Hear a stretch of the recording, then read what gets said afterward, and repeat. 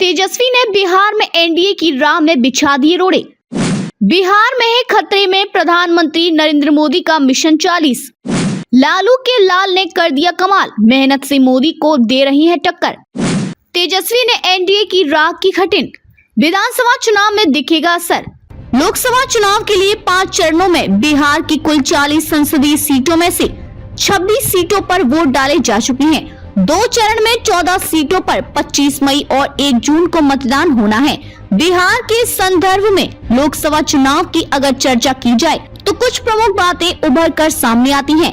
पहला यह कि बिहार की लड़ाई को न सिर्फ इंडिया ब्लॉक इस बार एनडीए के लिए कठिन बता रहा है, बल्कि भाजपा के नेताओं के दौरे से भी इसकी झलक मिलती है। हालांकि बिहार की कुल 40 सीटों में 2019 में 39 एनडीए के खाते में गई थी, इसलिए इस बार उसे मुश्किल नहीं होनी चाहिए थी। पर आरजेडी नेता तेजस्वी यादव ने अकेले ऐसा समा बांधा है कि प्रधानमंत्री नरेंद्र मोदी से लेकर भाजपा शासित राज्यों के कई मुख्यमंत्रियों और पार्टी के आला नेताओं को बिहार आकर मोदी सरकार लाने की जरूरत जनता को समझानी पड़ रही है।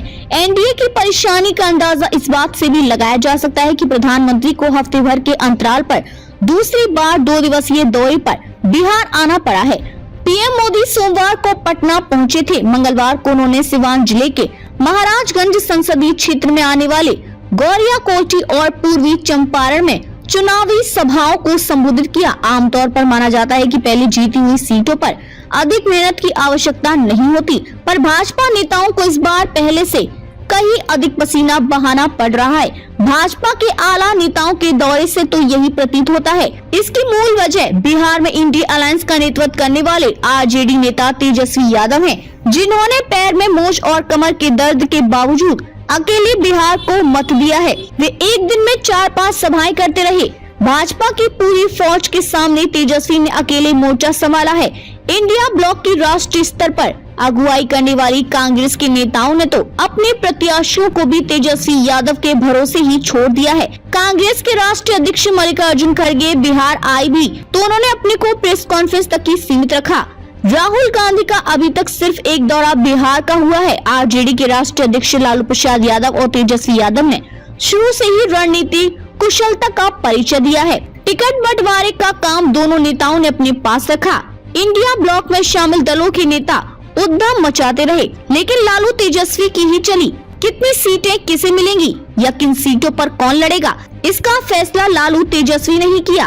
कांग्रेस ने लाख कोशिश की, लेकिन औरंगाबाद और पूर्णिया की सीट लालू तेजस्वी ने नहीं दी, वहां अपने उम्मीदवार उतारे। अंतिम समय में इन्हीं दोनों ने मुकेश सहनी की पार्टी वीआईपी को भी इंडिया ब्लॉक का हिस्सा बना लिया। इसके लिए आरजेडी को अपनी 26 सीटों में 3 का त्याग करना पड़ा। आरजेडी के कई नेता टिकट न मिलने से नाराज भी हुए, कुछ ने तो नाराजगी में पार्टी ही छोड़ दी, पर लालू तेजस्वी ने कोई परवाह नहीं की। लालू यादव की पुरानी टीम के साथ ही महाराजगंज के पूर्व सांसद प्रभुनाथ सिंह के बेटे रणधीर सिंह ने टिकट न मिलने से ही नाराज होकर जेडीयू ज्वाइन कर ली।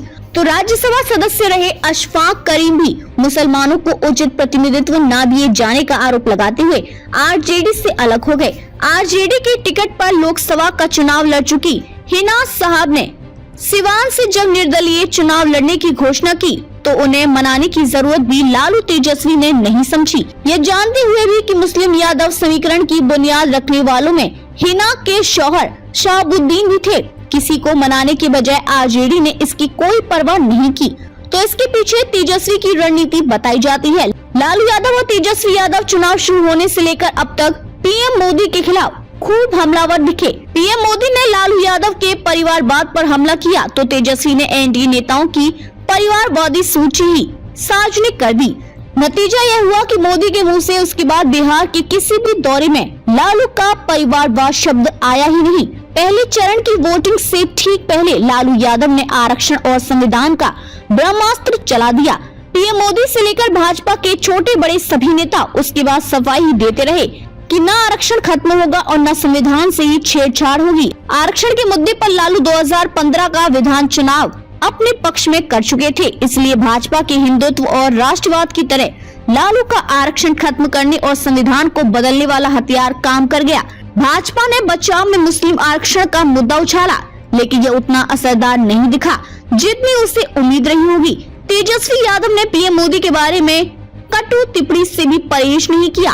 उन्होंने मोदी को सबसे बड़ा झूठा आदमी तक बता दिया। बिहार की कई सीटों पर कड़े मुकाबले की बात अगर राजनीतिक विशेषज्ञ कर रहे हैं तो ये गलत भी नहीं है। वरिष्ठ पत्रकार प्रवीण बागी कहते हैं, लालू यादव और उनके बेटे तेजस्वी के कारण इस बार एनडीए को कठिनाई का सामना करना पड़ रहा है। बाप बेटे ने अपने पारंपरिक मुस्लिम यादव समीकरण से बाहर निकलकर नया जाति समीकरण तैयार किया है। पहली बार लव कुश समीकरण में आरजेडी ने सेंधमारी की है। कुशवाहा नेताओं को लोकसभा की टिकट दिए। नीतीश कुमार का आधार वोट बैंक यही रहा है। इसका लाभ आरजेडी या यूं कहें कि इंडी अलायंस को लोकसभा चुनाव में भले न मिले, पर अगले साल होने वाले विधानसभा चुनाव में यह असरदार साबित हो सकता है। तेजस्वी को माइनस कर दिया जाए तो इंडिया ब्लॉक को ताकतवर बनाने में अन्य सहयोगी दलों की भूमिका कहां और कितनी दिखती है। कांग्रेस नेताओं ने तो अपने उम्मीदवार को तेजस्वी के भरोसे ही छोड़ दिया है।